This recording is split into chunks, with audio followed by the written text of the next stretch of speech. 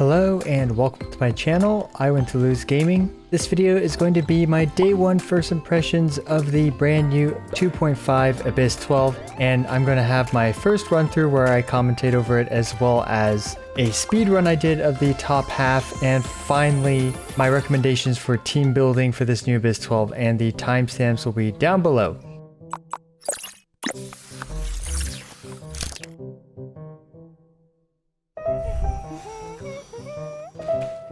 So the brand new Abyss 12 for 2.5 has finally hit the North American servers, and we are going to do my very first run here via recording, or I guess, you know, while I'm recording. Not really sure what via recording means. And first though, we're gonna have to blitz through all of 9, 10, and 11 real quick. So, but real quick, let's take a look. Oh, come on. Let's take a look at this. When opponents take electric charge damage, electro res is decreased by 10%. Once I clear through these, I'm going to do my first run of Abyss 12 while recorded. So, I will see you guys there. 2,000 years later. And let's actually go ahead and take a look at it from the main screen, so you guys can see that this is my first time doing it. And I don't know, it just feels like a more interesting experience when we come from this screen. Alright, for this floor, nothing special about the ley line, and we have some wolf dogs in the first half. So let's take a look at just the enemies in the first half. Then we have Rune Grader, and then we have the Rune Snakes, plus the Squid, I believe. So I think an Electro team would be really good here, and that's what I'm going to run for the first half.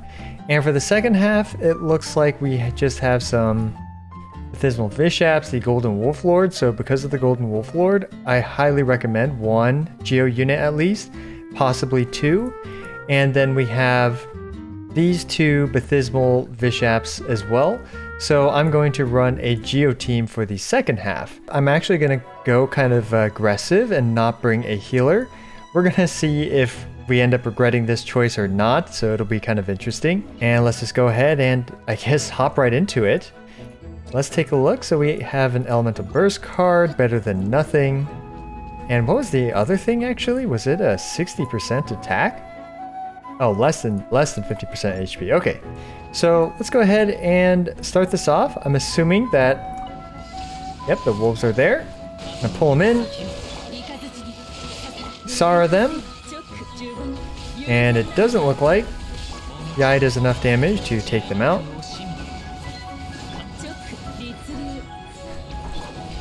So I have been hit by corrosion, as well as completely with the big wolves. And I think Raiden is already at half health, unfortunately. But it looks like those big wolves are going to be a problem when it comes to somehow figuring out a good hitbox for them. Okay, anyway, let's take a look at this next floor.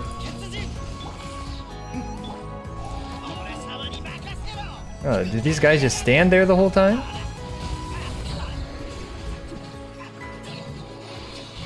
Okay, so it looks like these ones spawn on the opposite sides of the map, which is rather unfortunate, but what's fortunate is that they do seem to run towards you very quickly, so you can focus your attention on one while you wait for the other one to run to you. And what is even going on with these guys? Man, looks like I'm gonna need a third rotation to take them out. Maybe not.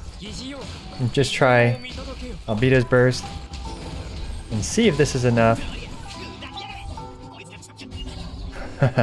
Most unfortunate performance, but I think we can definitely improve that quite a bit. But at the very least, we conserved Ito's Burst for the next floor. And this one is completely useless for Team 1, but it looks pretty useful for Team 2. So here we have the 2 Rune Graders. Whoa. Okay, that one started charging immediately.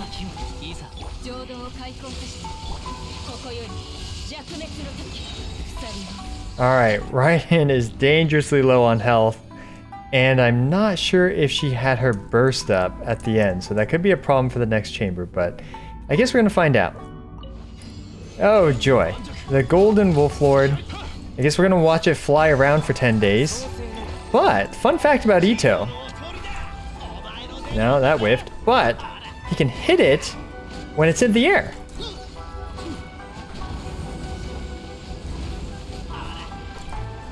At least, you know, he can hit it sometimes when it's in the air.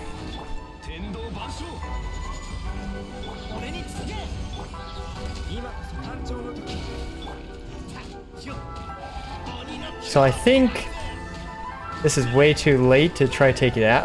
Oh, one more hit. Oh my god, guys. I am very sad now. Very sad. But I guess it's a good time to demonstrate this mechanic for you all. Basically, you have to hit it 3 times. Well, I guess in that case, just 2 times. With various geo attacks. And Zhongli's pillar seems to hit it twice, which is very nice.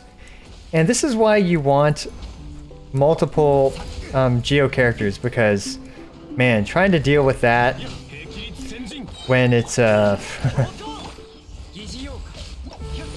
unfortunately, Ito didn't have his burst up, but that's okay. I'm sure it won't take long to battery him up.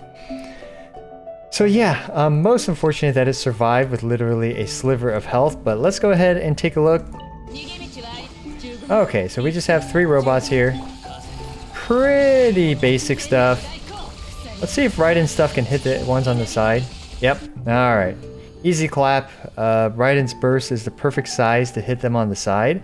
I actually don't think we needed to use Yai at all for that. And I don't even remember. Oh, it's the double Bathismal Vishat for this one. Okay, so we're gonna see if it still has the same behavior as the other ones in the overworld where they hop across the map. Yes, it does. So you can use that time to set up on this side, and I should have dropped Albedo's thing. And a really unfortunate thing about the auto-targeting for Ito, as you can see, I can't hit the other one, even though his hitbox really allows you to hit them.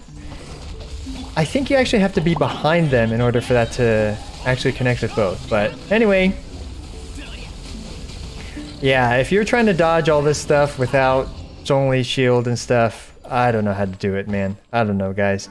But I do know about that mechanic where if you don't kill one, if you kill one first and the other one is still alive, then the first one will respawn after 10, 20, 30 seconds. I'm not sure how long. So do keep that in mind. You want to keep them both at a very low health before you end up killing it. Alright, so that was my first clear of this Abyss 12. I'm going to spend a little bit of time trying to speed run a bit the first half of Abyss 12. I guess I'll give it a shot with a Yai team, and I'll spend about half an hour. Actually, why don't I just do it now? Why don't I just do it now while you guys are watching? We're going to try to formulate a basic speedrunning strategy for the first half of Abyss 12, and you guys can kind of see the process, the trial and error. I don't plan to spend more than half an hour on this, so you know it's going to be a pretty bare bones speedrun, and we're going to keep the teams the same for the second half. Now the second half is really just for reliability and consistency, because when you clear the first half and you get a good run, all you care about for the second half is simply clearing it. Now, not the best cards, you know, you always want some kind of crit rate card, but okay.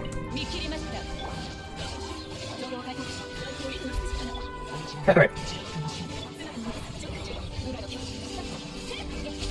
So I definitely need a way.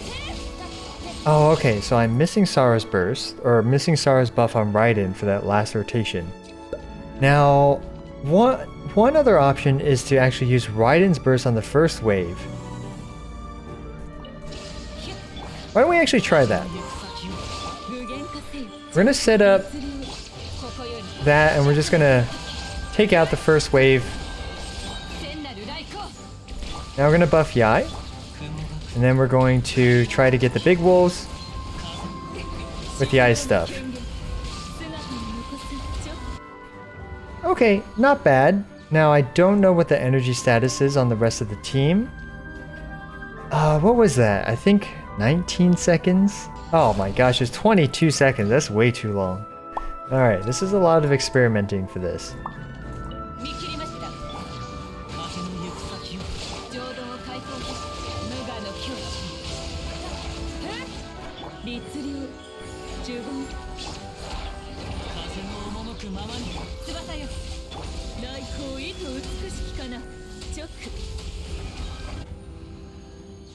I think I'll settle for that one, even though it's certainly far from optimal. Okay, so we just did 12-1-1 and I think 18 seconds, and unfortunately all of these are pretty useless. Actually, they're completely useless in terms of damage for this team. But the key here is hopefully Raiden has her burst, and she does.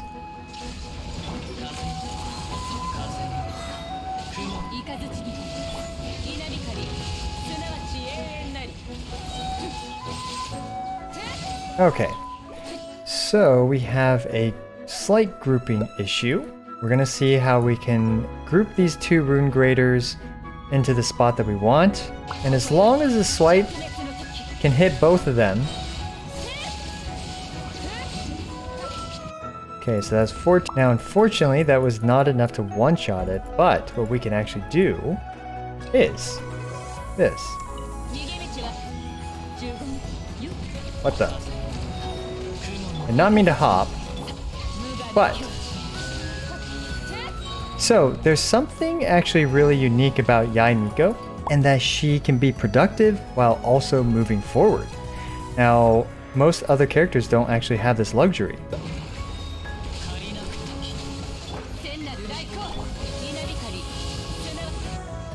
Alright, so yes, you can do that in 8 seconds.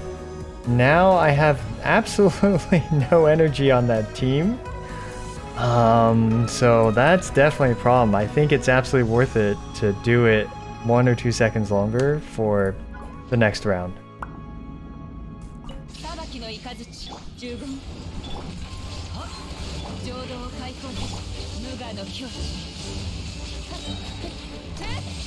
There we go. I think we have Raiden's burst up. I'm not sure if we have Sara's burst up, but we may not need it. We are now, and we have the entire team's burst up, so we should just be able to completely one-shot this. Well, let's just go ahead and let's see if this is enough. So worst case scenario, we have a 12-second clear. Now, I actually really appreciate the fact that these snakes aren't burrowing. That's super interesting to me, because usually, to my understanding, they have about a 33% chance to burrow. I'm not sure if I've just been getting extremely lucky, or if somehow this is manipulating their AI to not burrow. I think my Raiden has a 74% chance crit rate, so that to the power of 3, what is that, like 37? I don't know, whatever percent that is.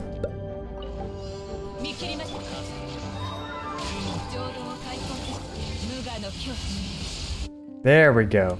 Very satisfying. 7-second clear time, but I think the Abyss timer started at, the 59 mark.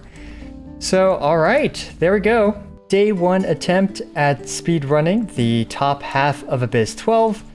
Yeah, it was a lot of fun. I always enjoy speedrunning these things at the very beginning, and this one in particular, the top half is honestly a little too easy to speedrun, so people are going to optimize this very quickly. You guys obviously saw my day 1 attempt, and I guarantee it can be improved by a lot, but that's besides the point. So side 2 is honestly more interesting, but I personally don't particularly like speedrunning side 2 because, the way it works, right? You can't retry. If you clear it, you have to move on to the next side, so on and so forth. But hopefully this gives you some inspiration or some ideas for clearing this yourself. And hope you enjoyed this content. And before wrapping up this video, I'm going to, I guess, give some advice for this new Abyss. Now, the first half here has the Thunder Craven Rift Hounds, and when you use Electro on them, they actually lose a lot of Electro resistance. I believe the big ones lose around 60-ish% Electro resistance, and the small ones lose less than that, maybe around 30%, if you hit them 3-ish times with Electro damage. So this is why an Electro team for the first half is very good for 12-1-1. But do keep in mind that these guys do go berserk, and then they, attack much more and much more frequently. Now, I don't have too many tips on these guys, but you could see that the big ones, after the first wave of 2 small ones, ended up charging towards me. So you can use that to your advantage to find an opportunity to group them up whether you freeze them or whether you petrify them with Zhongli, and you can wail on them and try to take out the two big ones once they are together. Actually, let's talk about the top half. So the top half, you can use a freeze team with some kind of grouping for the first wave of 4 Electro Puppies, and obviously you can freeze the Rune Graders, and finally you can freeze the Rune Snakes as well as this. So either a freeze or Electro team, as you guys saw with the Electro team, will do really well in the first half. Now you can even use an Electro Charge because this additional 40% resistance shred from the Blessing of the Abyssal Moon will help quite a bit. And you know, interestingly enough, I think a Yai Miko Electro Charge team with Fischl as well, for example, or even Beidou, will do very well in the first half. So you could have something like this, even an Animo character like Kazuha, Venti, or Sucrose. So any type of Electro team will do pretty well here as long as you have kind of a strong Electro damage dealer. Heck, I think even Kaching will do well. I think obviously Raiden, Shogun, and Yai Miko did pretty well here. But you know, my characters are Constellation 6 and stuff, so do keep that in mind. But you'll be fine with Electro team in the top half. Now, for the second half, this gets a little trickier. I do think kind of an Ito team is recommended because of the Golden Wolflord. You can hit it when it's in the air, and finally you will easily be able to destroy its 3 little wolf add-ons thanks to all the Geo characters on your team. Now without that, I don't even know how to honestly deal with the Golden Wolflord without a Geo character when it gets its little 3 wolf things up. If you guys know, let us know in the comments below how you deal with that without a Geo character.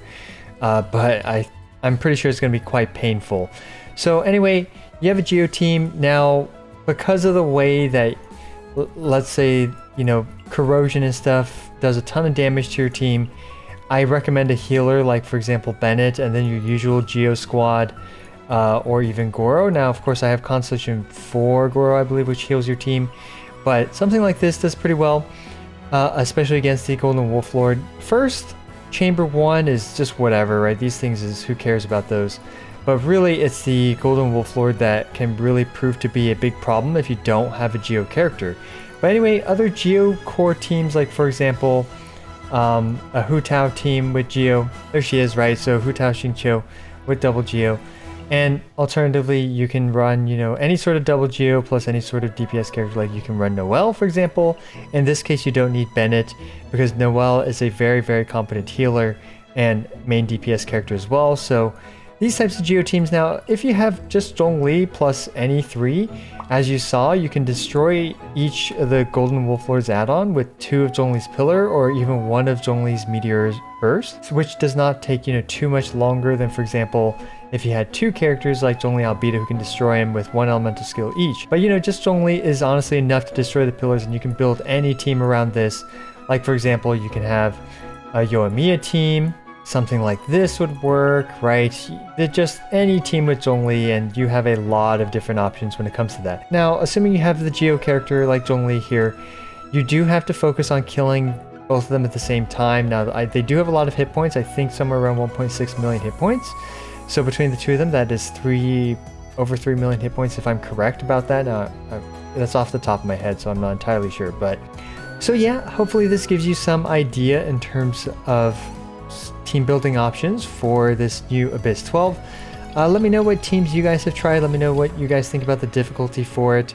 And if you guys run into any grievances, be sure to let us know in the comments below, because I'm sure if you've had problems with whatever issue that you're dealing with, other players have had too, and hopefully we can all help each other overcome those problems down in the comments below. As always, I appreciate every single one of you.